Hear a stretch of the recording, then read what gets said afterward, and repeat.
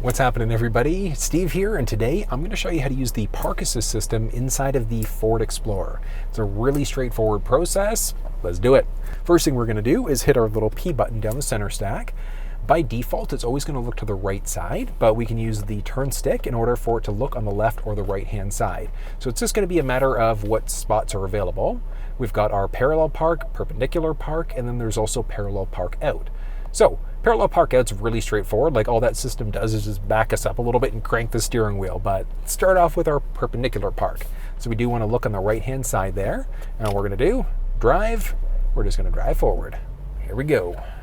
Looking for a spot for the Explorer.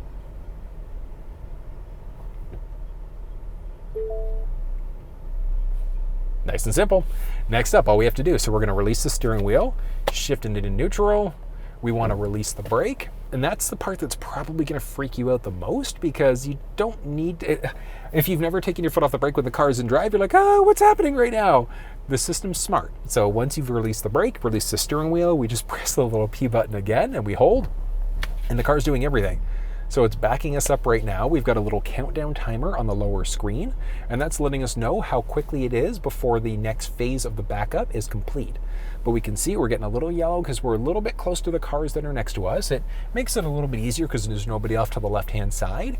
But if there was, it would back us up, and it would do kind of like a multi-pronged approach in order to be able to back us up into a spot a little bit easier. It's pretty straightforward though. So it's pulling us forward, it's backing us up. I'm not touching the steering wheel whatsoever. Foot's off the gas brake, so the car is doing everything for us right now, which is fantastic.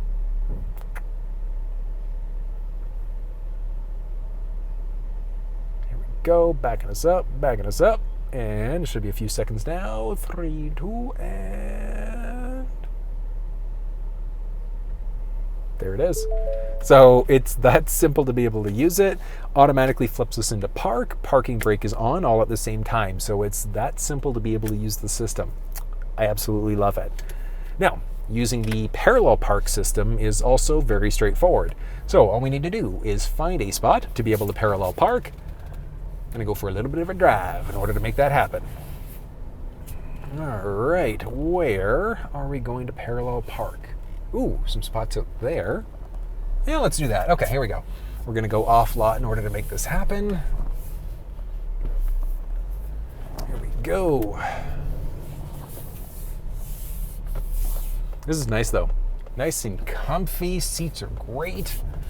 All right, parallel parking time. So, very similar to what we saw on the perpendicular side, we just hit the little P button there. And then, so parallel park, it's looking off to the right side. So we just need to keep on driving until it finds a spot for us to be able to pull into. Should have one here.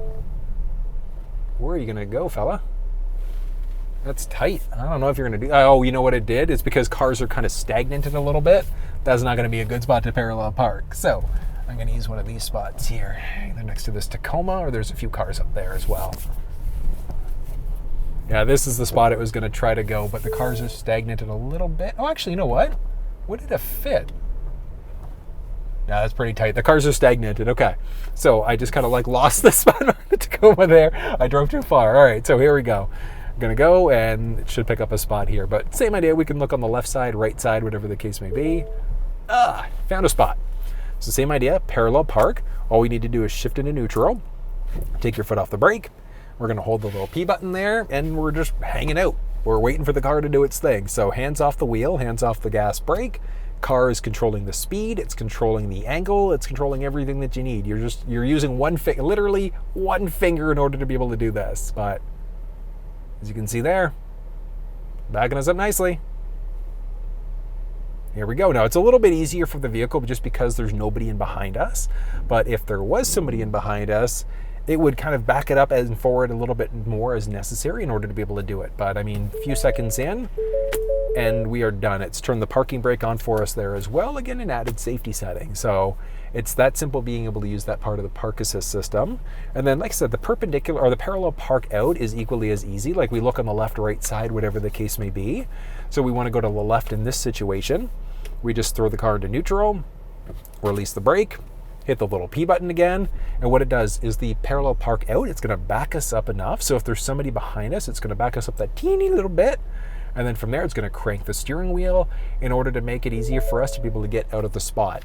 And once we're out of the spot, so we're just going to hit drive. And it's already cranked the wheels, so all I'm doing is just following what the car is doing, what it recommended, and it's gotten out of the spot, and it's that simple to do it. But like I said, very straightforward to use it. If you've never used a park assist system before, I recommend just starting off in like small parking lots and places around your house first. Get used to the system before you jump into using it rear world. So it can be a little bit challenging to use it, but it's not impossible all at the same time. If you enjoyed this video, thumbs up, share it with your social networks, and think about subscribing. And if you have any questions, drop down in the comment section below and let me know. And until I see you next time, take care.